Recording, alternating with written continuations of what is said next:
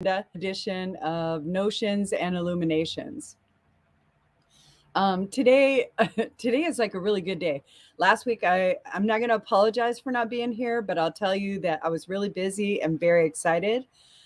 We have like just a bunch of things that we're redoing in the studio. This room in particular is going to turn into a tarot lounge. And what we mean by that, I'm just really excited. So I have a bunch of friends who have donated their time along with their extra oracle cards and tarot cards. And so this shelf that's right back here, that you see right back here, it's getting full. You can see, look, it's getting full of tarot cards. And they'll donate their time. And we'll probably open that at the beginning of February to where you can come in, you can read tarot for yourself or for somebody else. Like if you're charging somebody and you need a space to go ahead and come do a reading, you can do this. What we would like for you to do is to make a donation to the center to receive a blessed candle. This will create a sacred space for you while you're doing your readings. Okay, so you can receive, you can give, but it's really, and it's all just for the donation for the candle. The candle is very important because we want each individual who's in the tarot lounge to be able to have an optimal experience. So basically it's like keep your energy to yourself, and then it clears a space. And what I'm doing is I'm lending you my connection in the space. So it's going to be free from debris. It will be filled with unconditional love, and it will be broader than any reading that you've ever done before. And it's a great experience. It lets you see what you're capable of and how you can really tap in. And when we open that, it'll just be like regular hours. And I'm really excited about that. And I have a friend who's going to come and work the shop and help out in here. I have another friend who's going to work here and help out in here. I'm going to help out in here. So all of that is covered under that donation for the candle. The candle's very important. And so today I wanted to talk about protection and like when we move from what's mainstream into our etheric belief system, right? It's very nebulous, super invisible, and it's all based in faith because that's like our belief system. And in that, sometimes what we do is we have a tendency to sugarcoat where we're at because it's a little bit uncomfortable, and we tell ourselves that we can take it, and then we keep that stuff in our field because we're still investigating it. It's perfectly okay to investigate the field. It's perfectly okay to investigate everything that you're experiencing. The idea is to not hold on to it too awful long because then it becomes familiar and you keep it in your vibrational offering. Now, we're beings of light, so photon energy is what we emit. So we send out signals of light to the universe that go on forever, okay, until they start to bounce off of other objects, other places. All right. And so in that, what happens is that we get the return on our investment of time and intention toward the universe. So the universe goes ahead and answers in correspondence to our ask. And sometimes when we're in our ask, we don't necessarily remember that we're either in desperation or lack. We're not always there, but a lot of times we're there. So when it shows up, it feels kind of wobbly, like, oh, I don't know if I wanted this. And the idea is to accept it as it is when it does come in, and then recognize it for what part of an ask you had. And then where it doesn't resonate, that's where you get to go ahead and do like shadow work, or you get to sit in a charge of maybe an unprocessed trauma, do some like writing. There's a lot of different things that you can do, but I always suggest processing in the way that you feel comfortable, because everybody's way is not everybody else's way. And that's something that you really need to understand. So if you're feeling dissatisfaction over a friend's spirituality, then there's some things that maybe you want to investigate about yourself and your belief system to maybe broaden your perspective and acceptance of their input into your experience. It's not that they're right, but they, their experience, they're going to express their experience, you're going to express your experience, and then you'll reconcile what each's experiences is. And then that way you come together and that creates the next adventure. So that's just part of it. So in that, I really wanted to touch base on some amethyst today. So amethyst is a great hexagonal crystal. So that means it has like 6 sides. All right. And it belongs to a big group of crystals that are just beautiful when they come together. But think about 6, the number 6. 6 is a healing number. It is a divine feminine number. And it's also supportive, relative. You can, in a number, okay? So in a number for 6, it can also be, it would be something I would encourage you to watch to make sure that you didn't get too enabling of somebody else. If you're caretaking too much or auto-accommodating, you want to kind of stay away from that. You want to bring yourself back from that and ask why you're doing it. If you're auto-accommodating, the reason that you ask is because there's something not being satisfied inside of you. And so just ask, so that way in the future, you don't necessarily have to do somebody else's work or do something for somebody who is, ready for like whatever it is that they're doing, their work. And so that's just my take on that. So for me, amethyst has always worked very good for many things. I love it. As a hexagonal crystal, it's going to touch not only on the number, but it's going to show sacred geometry. And in that sacred geometry, a really good pattern for this is going to be the seed of life, the flower of life, Metatron's cube, and the spiral. The spiral for a lot of different reasons, but mostly because it has a breakdown in 6s for 18. If you follow it and you gem it, you grid it, it's 16. Well, it's 18, sorry. And so like that's another 6. It's 6 times 3. So that's the way you look at it. So some of the crystals are, well, we look at amethyst a lot of different ways, right? And so there's going to be a lot of variations. And so these are amethyst points. And these are, I think these are the medium ones. These might be the medium ones. And so I have them right here. Okay, so these are just really pretty.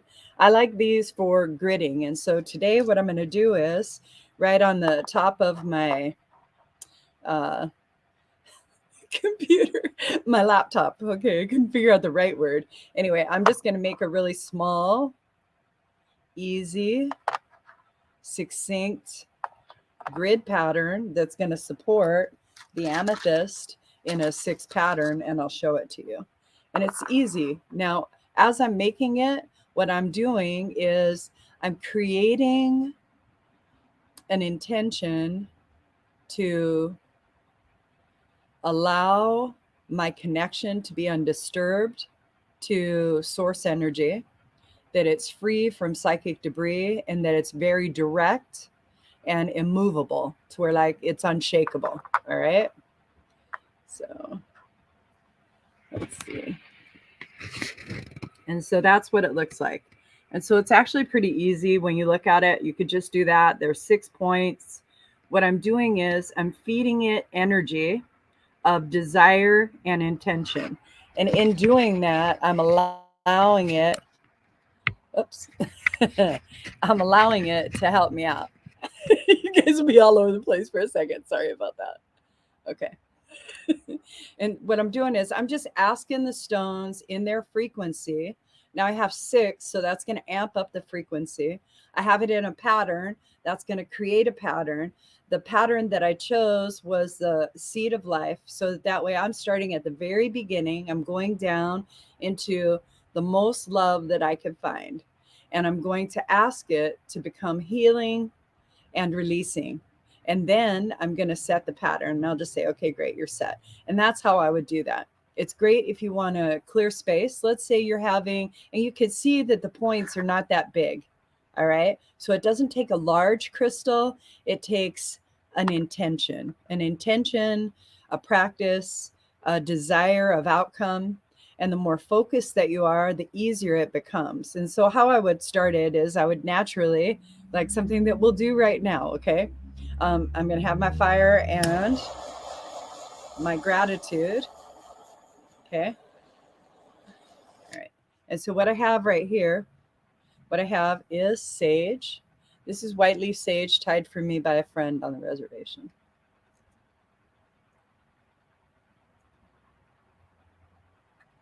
And what we're doing is we are releasing any limitations in our belief system that prevent us from making a total connection to the God of our understanding, whomever that is or whatever that is.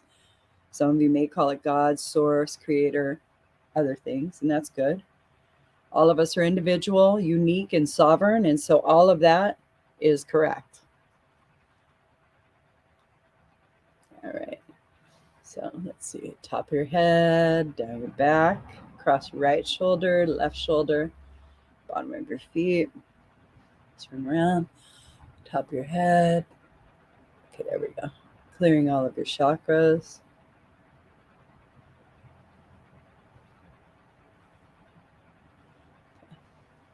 Clearing your heart chakra. There we go. Pulling element, fire, wood, earth, water, metal, spirit, air. We'll let that work for a little while so that way you can have a great experience today. All right.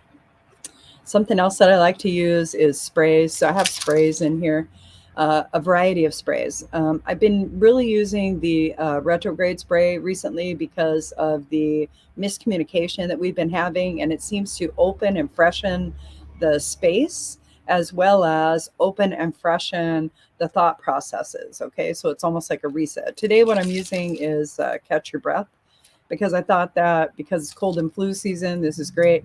And this is a hint for you guys, okay? So if you want to make a spray, get distilled water and heat it with a little bit of the essential oil, so that way it does become a soluble. All right, it actually will become a soluble, not to a great degree, but those two components. And the reason that I'm telling you this is that you're gonna use camphor. Camphor is a great essential oil. It's an antiviral. We don't sell it directly in the store. I may do that eventually. In fact, I'll probably have to put some up with crystals later, but not right now. Anyway, camphor, you just add 3 drops of camphor to about a quarter cup of, not a quarter cup, it looks like 3 ounces, 3 fluid ounces of the distilled water. You can just shake it. It's nice to have some, if you're making a spray of your own, it's nice to have some crystals in there with intention, but they also break it up to where like it shakes really, it mixes really well.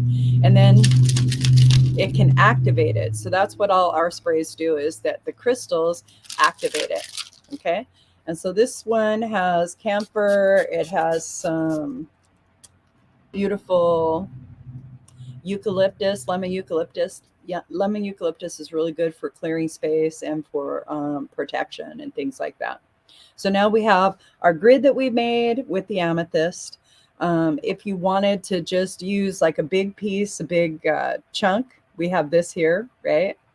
And so isn't that beautiful? You can see the little druzy element right here. I like that. So you can put a big piece in the space with that same intention. Something else that I want to let you know that I've learned about amethyst is that it will work for breaking addiction if you are in a place of allowance. Okay. And so if the individual, let's say you have somebody in your life and you're like, oh, amethyst is great for addiction. Great. I'll just have them do this.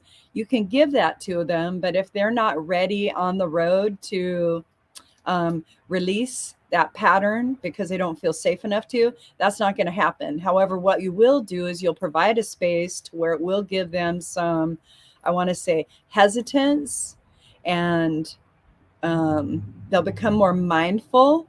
And the reason is because you would tell the crystal that that's what you would like. Okay.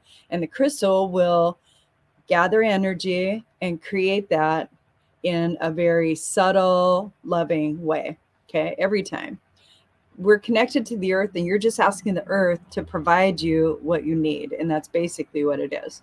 These are called dragon's teeth. All right. And this is great if you're going to build a bigger grid, or if you want to do it in a house, right? But this is what these look like. So these are pretty cool. All right.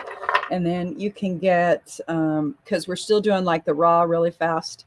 So then we have like the bigger points that are like this. And these are French amethyst. This one's a French amethyst because of the color. And this one is more of a Brazilian because it has that little bit of a purple, the Uruguayan purple there. And then these are, you could tell the difference. These are tumbles. So you could tell the difference in the color. So this would be the French amethyst, and this would be the Brazilian or the Uruguayan, South American. All right. And that's the color distinction. Okay. So that's what I have for amethyst today. And we still have our working grid. That's doing really good. Okay. So, today I also wanted to go ahead and touch base with like how we're feeling about ourselves and how we're better able to support ourselves. That's very important. And it's something that's kind of foreign. It isn't something that we get taught. We get taught that if we take care of ourselves or put ourselves forward, that we're being selfish and unkind, which is not really the truth. the the truth is that when you honor yourself, you give yourself a voice, and then you don't have so much clog in your throat chakra. You're becoming more authentic with how you're speaking to people. You're talking to them like they matter because you matter to you, and you're more invested in your adventure. You get to interact with these people and find out like who you are. A lot of times, because we have been, I would say, groomed to be alone and away from one another for about 2.5 years. And because we've been groomed in that particular way, there's a lot of fear about stepping outside of that particular box. So going outside and hugging a tree, walking on the ground, things like that, those are always going to bring you grounding and connection to the earth. But let's say the social behaviors that you're expressing now are all very limited in your interaction with people. Keep in mind that it really does help to interact with people. And if there is that little bit of fear, like if you just say hi to somebody at the grocery store, right? Let's say you decide that when you go in, you're going to say hi to 3 people for absolutely no reason. You're just going to say, hey, how's it going? All right. You're just going to greet them. You'll notice that people are surprised, but they'll also start to greet you back. That will represent, okay, the reciprocation of the energy that you're drawing toward yourself and putting out. Okay.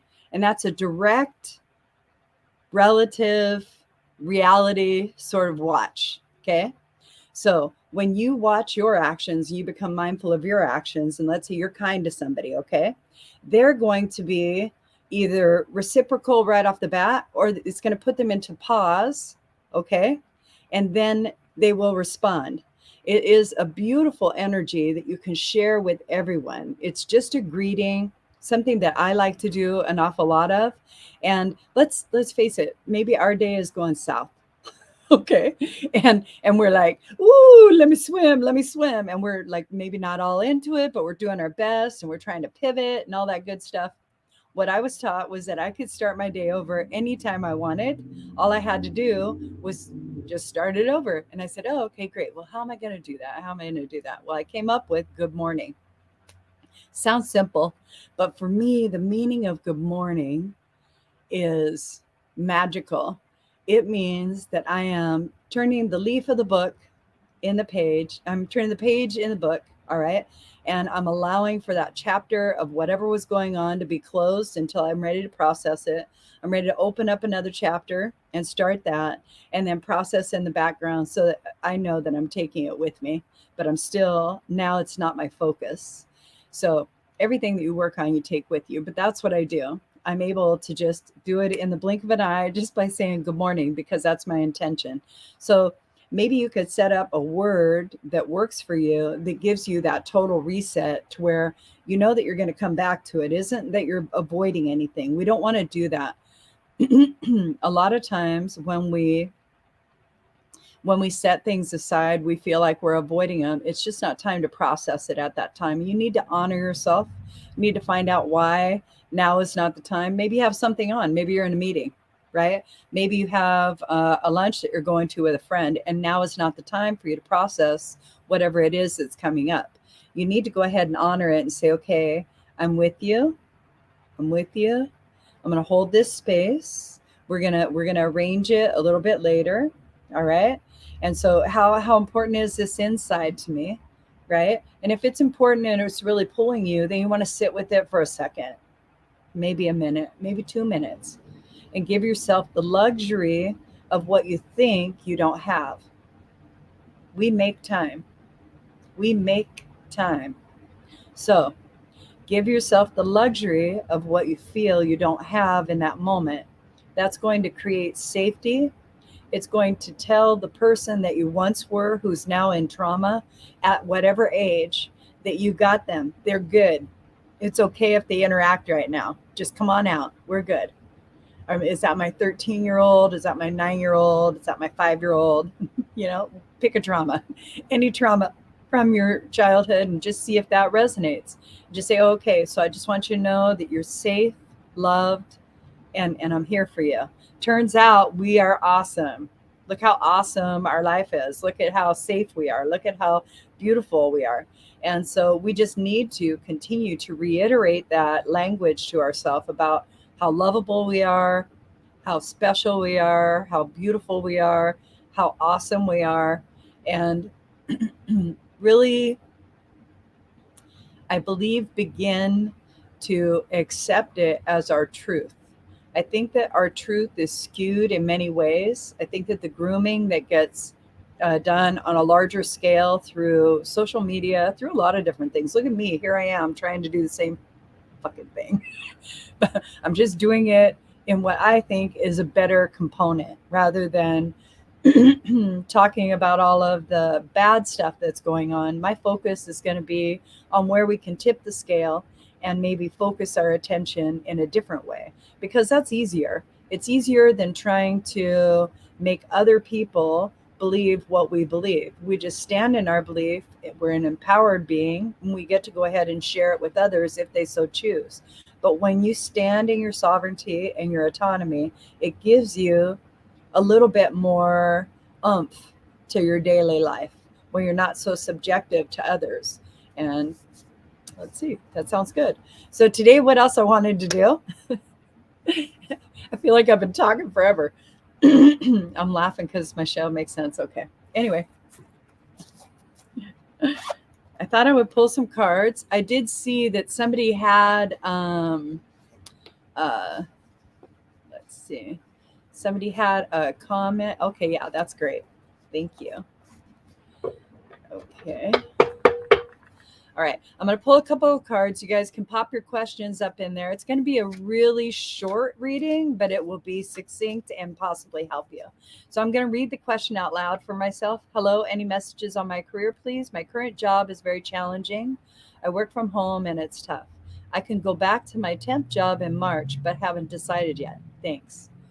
Okay, and so this is for Sandy. Okay, Sandy, let's see. This So the struggle is internal for you. And what I see is that you have given yourself this sort of luxury of being able to work from home. And the reason it's uncomfortable is because you're learning accountability. There's a lot of that. But there's also, what I see is that there's also a desire not to do what it is that you're doing in particular. So that means that you're not satisfied, okay, with the job that you've chosen. If you're more satisfied with the temp job in March, then that would be the one that you'll choose. So here's how the energy works. When you have dissatisfaction in your field, you'll get more of it. So the idea is to feed the job that you have right now that you loved when you first got it because it looked like it was just sunshine and rainbows, to feed it the love and expectation that you did originally, so that you can come right with it and you leave all the energy of it there if you choose to move forward. I have a feeling like how I'm sensing right now, Sandy, is that you've already made a decision to change and you're just biding your time. So if you make a plan A and then a plan B, because we let go of it, so right, Well, yeah, but you get more satisfaction. All right. So, really, what we're doing as a society and as individuals is that we're learning how to satisfy ourselves in a minimal way rather than a maximal way. And so, the frustration, okay, can come from others, but it's also okay, good. See, because that's what I'm saying, because it's just stuck energy. So, what we're doing right now, since you're in this entrainment, I'm already going ahead and I'm pulling through your field, fire, wood, earth, water, metal, spirit, air. So, there's probably gentle tugs coming out of the bottom of your feet. And what I'm doing is I'm removing the energy memory that signifies that this is a dissatisfactory position for you. So the situation doesn't have to necessarily be like that. You could quit right now. You could go and work at McDonald's. You could do whatever it was that you wanted to do. All right. The limitation is what you're speaking to yourself. So you've already come up with a solution that you're not going to stay there because you're dissatisfied and you'd rather go back to a low paying job because there's satisfaction there. And maybe there's a heartfelt sense of camaraderie. So now you need to ask yourself what you're actually looking for. Are you looking for a better paying job, a less paying job? Are you looking for harmony? Really dial in what it is that you want.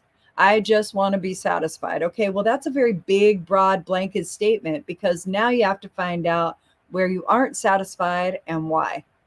So you're bringing all of your dissatisfaction into this current job and you're making the job be your dissatisfaction. When you do that, what happens is that you're not able to actually see the forest for the trees. So now you're in it. You're just in it. You're in it. And it doesn't matter what you want to do. Yeah. Okay. See, so we're already you're planning on going back to the temp position. You set it in your right. And settling, you do understand you're not settling. You're choosing. And if you tell yourself lackfully that you're settling for something less than you deserve, then that's how you're going to feel in that position, no matter what the rate of pay is. So you need to change the story in order to be beneficial to yourself.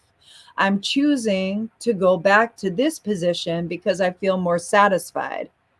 I will be happier here. I will have more. All right.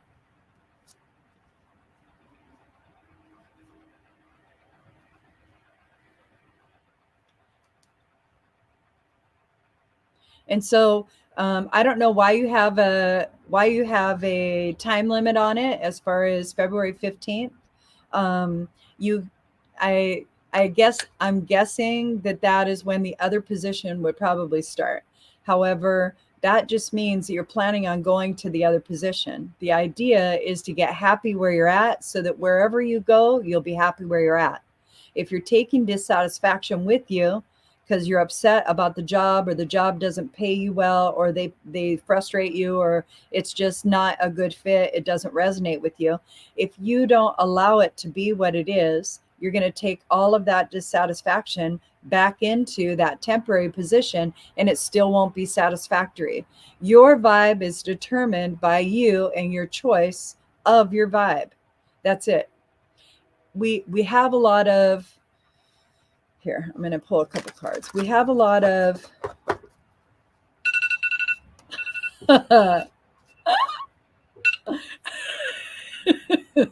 have alarms. Okay. So I dropped a card. It's the oh okay. So just to let you know, you are moving into solution orientation. And the reason that you're doing that is because you're trying different things. So that willingness that you're cultivating right now is very important. Also, the honesty that you approach it with is going to be tantamount to when you make the decision and then the amount of satisfaction you allow yourself to feel within that decision. Because when you make a decision that is a lifestyle change, you're moving from one business to the next business. It's going to change your rate of pay. It's going to change how you interact. It's going to change a lot of things. So lifestyle change. So when you make that lifestyle change, unless you can reconcile that it isn't exactly how you wanted it to be, okay, because you've been manifesting this new lifestyle change back into this temp job for about 2 months. All right. So when you first asked for it, it was from dissatisfaction, and you've got nothing but more dissatisfaction throughout this time. And because you've got more dissatisfaction, it starts to feel very heavy, very burdensome. See that on your shoulders? So what you do is you just say, oh, it's a choice. So then you just unlock it and you let that come off. Now you can breathe. All right. Now you can breathe. Now you really do have a choice. Now what you're going to do is you're just going to kind of look it over. You're going to say, all right, so what's great about this job? What can I leave this job with feeling a good taste in my mouth? What's great about this job? So is the money good? All right. You have to sit and see if that's like your number, right? So for me, I need a certain number so that way I feel comfortable in my bank account. And when you find that out, right? So when you find that out, you'll know that you're not attached to the job and you're not attached to the money. It's just that this is what your mind thinks you need in order to survive in this particular reality. That's it. So once you find that number, any job you get, even if it doesn't make that number, will satisfy you because you're using that number as the proverbial carrot. Everybody does that to themselves because that's how we're groomed. We're groomed that way in every position. Hey, if you just do this, we'll go ahead and give you that. The idea is that you're just giving it to yourself. Just give it to yourself right off the bat. Okay. All right. So I'm going to pull another card because that one was the Six of Swords. And so it means that you're moving into solution. It also allows you to decide. Now, a lot of times we don't make decisions based on how we feel into the position. Yeah. Well, that's natural though. That's natural for you to have that particular outlook that I can't let go of this because I don't have a backup plan. But I'm going to walk you through the energy of where you're at so that you understand you're already planning for your backup plan to come through. So you've already made plan A and you've made plan B. Plan A is the current job circumstance that you're in. You find dissatisfaction there. Plan B is going back to the temp job. You like that better, less money, so still dissatisfaction there. You're staying in the same cycle of dissatisfaction because you haven't decided what you need. So what you need is going to be the number. What is the number that's going to bring you satisfaction? You can do it in meditation. You can just say, okay, so let's see, is it $20,000 in my bank account all the time? That feels pretty good. 18, 9, 12,000. 12,000 feels really good for you. Okay. That's something that you could probably attain. It feels comfortable. So $12,000 is what you would like to have in your bank account 100% of the time. And now you're feeling lighter. The reason you feel lighter is because you just chose an arbitrary number to assign your fear to. That's it. So now your fear is occupied. Your fear is occupied. And now you get to make a choice. We have a hormone that self-regulates our emotions. And what that means is that we get to articulate, choose, and experience our emotions at will. So when you're feeling burdened, here's some of the words that you're using: burdened, scared, dissatisfied.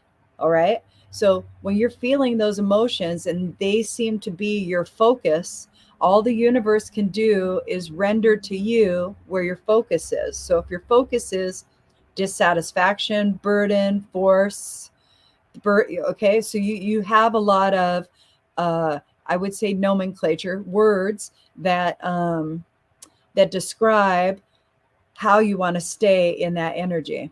Start to use different words like, I'm not feeling as limited in this position as when I first started this conversation.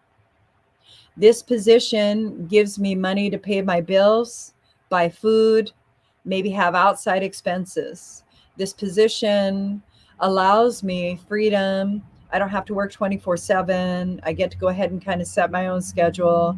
How is it that I'm resonating with this job? So, this job is paying for something other than you just being there. It's paying for all of the outside influences that you enjoy from the paycheck, the food, the clothing, the house, things like that.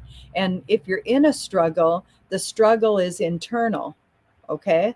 And it means that you need to come right with who you are inside. And you just need to investigate that through meditation. Meditation would be an excellent choice for you, Sandy, because it will give you that reset that you're looking for an awful lot of the time. There we are. Okay. That's right. Okay, so here's the card that I got. I got that you are in a change, a transformational change. This is the Death card. All right. And what it means is that you're in very Scorpio energy. So that means a lot of water energy right now. We just hit Aquarius as a new moon, which is really beautiful. We're going into the Lunar New Year, year of the rabbit, but it's the year of the water rabbit. So just to let you know that you are in alignment with what it is that you would like. I would use, if you could, okay, and you could feel like satisfaction from going back to that temporary position and the money was right and you wouldn't be stressed, I would suggest doing that. But for me, it's not going to satisfy you the way a new job or a new position would. So what you can do is you can go online and you can start doing things. You can start making out resumes, right? You could start sending your resume out to jobs that sound like they'd be fun. What do you have to offer? And now you begin, while you're in a place, to shop for something that feels better, okay? And you just use your intuition. It's your gut feeling. Your gut feeling it won't go wrong. It just won't go wrong. Your energy is always trying to keep you safe from harm. So now, with this particular card, that means that you're in a life lesson. So it's something that you're definitely learning. And yeah, so patience is up next for you, just letting you know. And then let's see. Okay, so yep, definitely you're going to be getting a new job. All right, that's going to be something that you're going to focus on.